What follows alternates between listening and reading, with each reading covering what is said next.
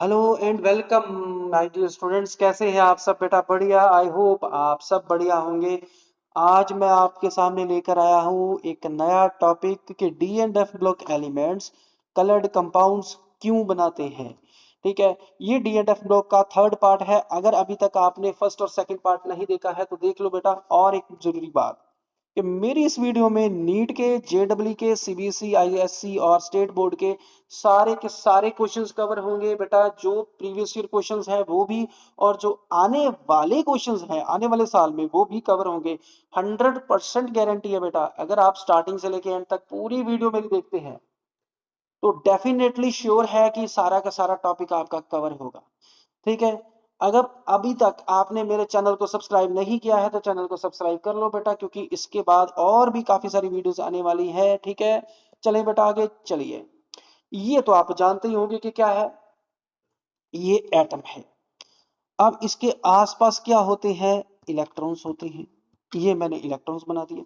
अब होता क्या है कि ये कोई भी कंपाउंड कलर्ड क्यों होता है, उसके पीछे का रीजन है कि जब भी एक खास फ्रीक्वेंसी की लाइट इन इलेक्ट्रॉन्स पे पड़ती है तो ये एक्साइटेड हो जाते हैं और हायर स्टेट पर चले जाते हैं। ये हायर स्टेट हो गया।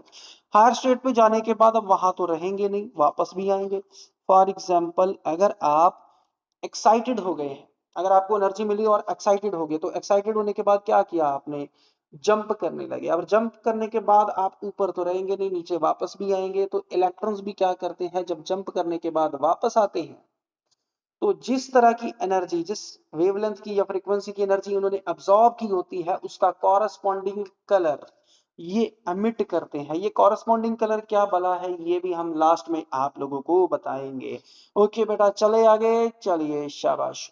हाँ, डी ब्लॉक एलिमेंट्स जो है वो कलर्ड कंपाउंड्स क्यों बनाते हैं, इसके पीछे का रीजन है कि उनके पास इनकम्प्लीटली फिल्ड डी ऑर्बिटल होता है। अब ये भी देख लेते हैं क्या। एक ये मेरे पास है डी सबशेल। कितने ऑर्बिटल्स होते हैं बेटा इसमें? 5। 5 ऑर्बिटल्स है। ये सारे के सारे डीजेनरेट होते हैं, बट जब भी ये मान लो कि किसी के साथ कोई कंपाउंड वगैरह बना रहे हैं तो ये स्प्लिट होती है। स्प्लिट होने के बाद तीन जो ऑर्बिटल्स हैं उनको T2G कहा जाता है। जो तीन ऑर्बिटल्स हैं उनका एनर्जी लेवल डी सबशेल से नीचे होगा, और जो दो होंगे उनका ऊपर होगा। ठीक है, डी सबशेल से ऊपर होगा, उनको क्या बोला जाएगा? ईजी बोला जाएगा। अब इसके पीछे का रीजन भी हम क्लियर करते हैं कि ऐसा क्यों होता है। चलिए, आपको पता है कि डी सबशेल में कितने ऑर्बिटल्स होते हैं? 5। उनकी शेप पता है आपको? डबल डंबल शेप होती है। डबल डंबल शेप होती है तो कैसी होगी? मान लो ये एक्स एक्सिस है और ये वाई एक्सिस है, तो डी एक्स वाई की शेप कैसी होती है बेटा? डी एक्स वाई की शेप होती है ऐसी कि एक्स एक्सिस और वाई एक्सिस के बीच में। इसी तरह से सेम टू सेम इसी तरह से डी वाई जेड की बात करें तो D Y Z, Y axis और जेड एक्सिस के बीच में उसके ऑर्बिटल्स होंगे इस तरह से। ठीक है, और लास्ट में है डी जेड एक्स। इसका शेप कैसा होगा बेटा? इस तरह से, जेड एक्सिस और एक्स एक्सिस। तो इनके लोब कहाँ पे होंगे? एक्स और जेड के बीच में। ये तीन तो एक जैसे दिखते हैं, बट बाकी के जो दो ऑर्बिटल्स थे उनके बारे में भी देख ले कि वो कैसे दिखते हैं। अब ये मैं किसकी शेप बनाने वाला हूं? ये है d x square minus y square की। ये ऐसा दिखाई देता है, d x square minus y square. और ये होगा डी जेड स्केयर। ठीक है, ये होगा डी जेड स्केयर, ऐसा दिखाई देता है डी जेड स्केयर। क्लियर हो गया? डी जेड स्केयर जो है वो कुछ इस तरह का दिखाई दे रहा है, और d x square minus y square इस तरह का दिखाई दे रहा है आपको। ये तीनों की शेप एक जैसी है। अब अगर ध्यान से देखो तो अगर कोई आयन, उसका लोब या ऑर्बिटल एक्सिस के सामने से आ रहा है, ऐसे आ रहा है, तो उसको रिपल्शन कम मिलने वाली है, तो वो ज्यादा पेनिट्रेट करेगा, ज्यादा अंदर की तरफ जाएगा। रिपल्शन कम करेगी तो एनर्जी भी कम होगी। तो ये तीन ऑर्बिटल्स का एनर्जी लेवल कम होगा, इसको T2G बोलते हैं। दो ऑर्बिटल्स जो है ये एक्सिस पे है। अगर कोई अपकमिंग कोई भी ऑर्बिटल, उसका लॉब जो है वो एक्सिस पे आ रहा है तो एक्स पे आएगा या वाई पे आएगा या जेड पे आएगा। ऐसे में इनको रिपल्शन मिलने वाली है तो इनका एनर्जी लेवल हाई होगा। ऐसे को इनमें इसको ईजी बोला जाता है। यहां तक क्लियर हो गया बेटा? अब देखो ध्यान से, ये ऐसा होगा, the D orbitals can split into T2G lower energy and EG higher energy orbitals. The electron jump from lower energy orbital to higher orbital called DD transition. अब DD transition क्या है वो भी देख लेते हैं। अब T2G में माने मैं एक इलेक्ट्रॉन फिल किया, जब ये इसको लाइट पड़ी तो ये एक्साइटेड हो गया और कहाँ चला जाएगा, ये EG में चला जाएगा। ठीक है, कब तक जाएगा, जब तक कि सारे के सारे शेल, देखो T2G में पहले फिलिंग होगी सारी की सारी, 6 के 6 इलेक्ट्रॉन्स मैंने किस में फिल कर दिए, T2G में।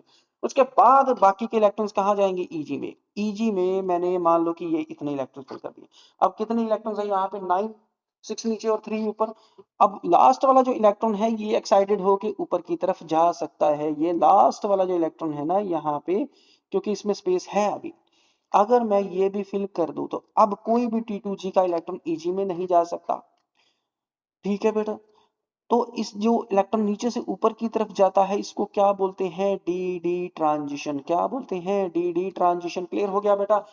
मैंने आपको बताया था ना कि लोअर एनर्जी लेवल से हायर एनर्जी लेवल की तरफ कोई इलेक्ट्रॉन जाएगा और उसके बाद एक्साइटेड हुआ होगा, उसके बाद वो वापस अपनी स्टेट पे आएगा, वापस T2G में आएगा। ठीक है बेटा, ये क्लियर चीज होगी। हाँ, अगर ये चीज क्लियर हो गई तो ये अब तक आपको टॉपिक क्लियर हो गया है। ओके, ये इसको टॉपिक को इस चीज को हम DD ट्रांजिशन बोलते हैं। क्या बोलते हैं, DD ट्रांजिशन। ठीक है, चलिए आगे। Okay, next. हाँ, अब ये देखो, copper 2 positive charge appear to be blue. ऐसा क्यों होता है, इसका रीजन देखो। कॉपर 2 पॉजिटिव की इलेक्ट्रॉनिक कॉन्फ़िगरेशन क्या होगी, 3D9। मैंने आपको क्या बताया था अभी कि जब तक डी सबशेल पूरी तरह से फिल नहीं होता, लास्ट में भी अगर एक इलेक्ट्रॉन बाकी है तो नीचे से एक इलेक्ट्रॉन जंप करके ऊपर की तरफ जा सकता है। ठीक है, हाँ, और एक रीजन कि copper 2 positive salts blue colour के क्यों होते हैं, इसका रीजन भी देख लेते हैं।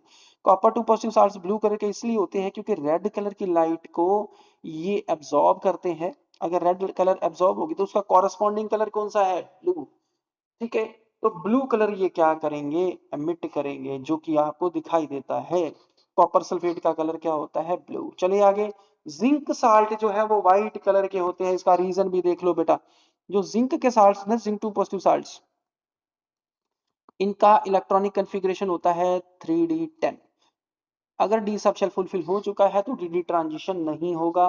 ठीक है, इनके पास कोई भी अनपेड इलेक्ट्रॉन नहीं है, इसलिए जिंक 2 पॉजिटिव साल्ट्स कलरलेस यानी कि व्हाइट होती है। अब नेक्स्ट आ गया बेटा, स्कैंडियम 3 पॉजिटिव और टाइटेनियम 4 पॉजिटिव आयंस कलरलेस होते हैं। इसका भी रीजन, स्कैंडियम 3 पॉजिटिव और दूसरा कौन सा है, टाइटेनियम 4 पॉजिटिव। इन दोनों की जो डी सबशेल है ना, इसमें कोई भी इलेक्ट्रॉन नहीं होता, क्योंकि स्कैंडियम के पास 3 ही तो इलेक्ट्रॉन होते हैं वैलेंस शेल में, वो भी निकल गए। टाइटेनियम के पास 4 होते, वो भी निकल गए। अब इलेक्ट्रॉन ही कोई नहीं है तो जंप क्या करेंगे। ठीक है, इसलिए ये कलरलेस होते हैं। अब चलिए नेक्स्ट क्वेश्चन आ गया हमारे पास बेटा, Ag पॉजिटिव का। ले देखो, जो सिल्वर क्लोराइड है, एक मिनट, ये, हाँ, सिल्वर क्लोराइड व्हाइट कलर का होता है। इसका रीजन है कि Ag पॉजिटिव आयन जो है उसके पास 3D10 कॉन्फ़िगरेशन होती है। कितनी, 3D10, तो फुलफिल्ड डी सबशेल है। अगर यही रीजन है तो फिर सिल्वर आयोडाइड भी कौन सा होना चाहिए, कलरलेस होना चाहिए। बट ये कौन से कलर का है, येलो कलर का। अब इसके पीछे का रीजन ढूंढने की कोशिश करते हैं कि ऐसा क्यों होता है कि सिल्वर क्लोराइड जबकि व्हाइट कलर का है तो सिल्वर आयोडाइड व्हाइट कलर का क्यों नहीं है, वो कलर क्यों है।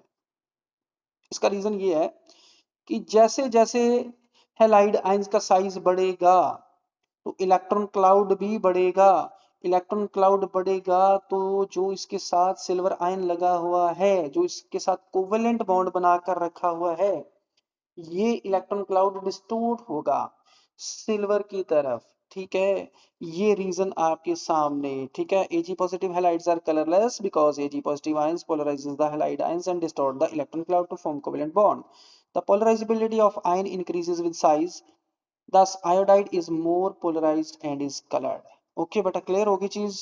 ओके, आगे चले। चलो, अब देखो जी, एक और प्रॉब्लम आ गई है।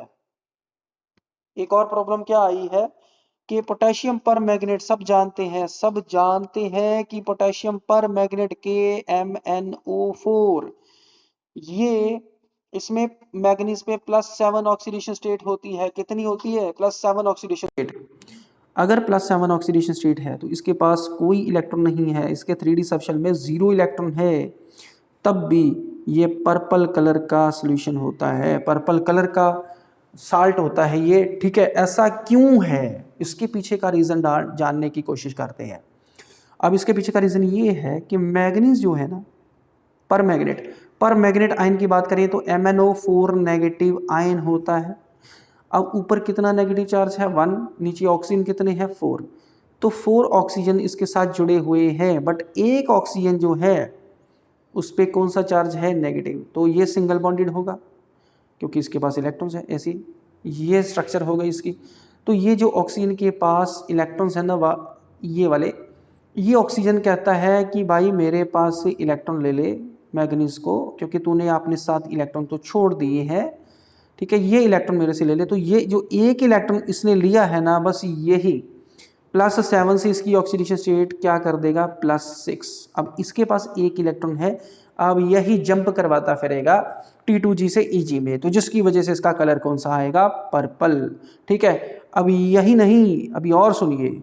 अब देखो, अगर पोटेशियम डाइक्रोमेट की बात करें K2Cr2O7, तो ये आपको पता है कि ऑरेंज कलर का होता है, कौन सा ऑरेंज कलर का।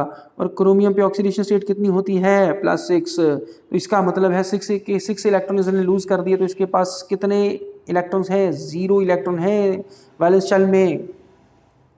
तो फिर ये ऑरेंज कलर का क्यों शो होता है, उसके पीछे का भी रीजन है भाई। पोटेशियम डाइक्रोमेट जो है ना, वाटर में जाने के बाद डाइक्रोमेट आयन बनाएगा CrO7 2 नेगेटिव।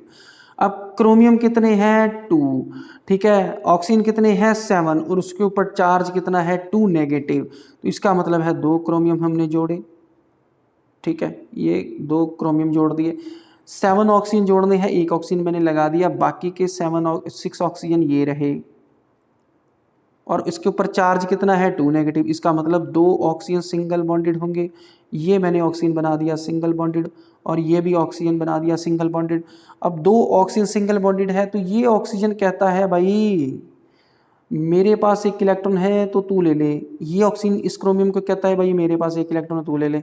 तो जैसे ही क्रोमियम ने इलेक्ट्रॉन लिया, T2G कॉन्फ़िगरेशन में चला गया, वैसे ही EG में ट्रांसफर होगा, DD ट्रांजिशन होगा, ठीक है जी, सेम टू सेम वैसे ही।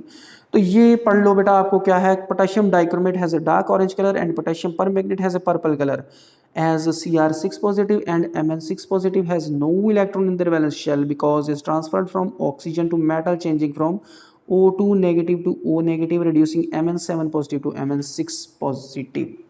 ओके बेटा, क्लियर हो गया। पोटेशियम डाइक्रोमेट और पोटेशियम परमैंगनेट दोनों का सेम केस है। अब आगे चलते हैं, चलिए आगे पढ़े। आगे है account for the following, copper 1 compounds are white whereas copper 2 compounds are coloured. ये तो सबको पता है कि कॉपर 1 के पास 3D10 कॉन्फ़िगरेशन है जो कि कंप्लीटली फिल्ड डी सबशेल है, वाइल कॉपर 2 पॉजिटिव के पास 3D9 कॉन्फ़िगरेशन है जो कि इनकम्प्लीटली फिल्ड डी सबशेल है। इसलिए DD ट्रांजिशन तो सिर्फ कॉपर 2 में होगा, इसलिए वो कलर्ड है। इजी है बेटा, आराम से हो गया। चलो जी आगे। हाँ, आगे क्वेश्चन आए हैं बेटा, which of the following ion is colourless. तो क्वेश्चन का आंसर बताओ बेटा, सोच कर बताओ आंसर क्या है, कमेंट में बताओ जल्दी। क्या V2 पॉजिटिव है? नहीं, क्योंकि V2 पॉजिटिव, क्योंकि देखो वेनेडियम के पास 5 इलेक्ट्रॉन्स होते हैं, कितने होते हैं 5 इलेक्ट्रॉन्स, 2 पॉजिटिव यानी कि इसके पास 3 इलेक्ट्रॉन अभी भी बाकी है, तो DD ट्रांजिशन हो सकता है। जिंक 2 पॉजिटिव के पास 3D10 कॉन्फ़िगरेशन है, यानी कि अब ये फुलफिल्ड डी सबशेल है, तो यहाँ पे ट्रांजिशन नहीं होगी, इसलिए ये कलरलेस कंपाउंड बनाएगा। ठीक है जी, क्लियर हो गया बेटा। अब next, colour of transition metal ions are due to absorption of some wavelength, this results in. Transition metal ions में ट्रांजिशन कौन सी होती है? डी ट्रांजिशन, ठीक है। ओहो, कौन सी ट्रांजिशन होती है? DD transition. तो आंसर कौन सा आएगा? ठीक है जी, चलो बेटा, ये है कॉम्प्लीमेंट्री कलर। देखो यहाँ पे ध्यान देने वाली बात है कि अगर रेड कलर की लाइट एब्जॉर्ब होगी तो यहाँ पे ग्रीन कलर की लाइट को एमिट किया जाएगा।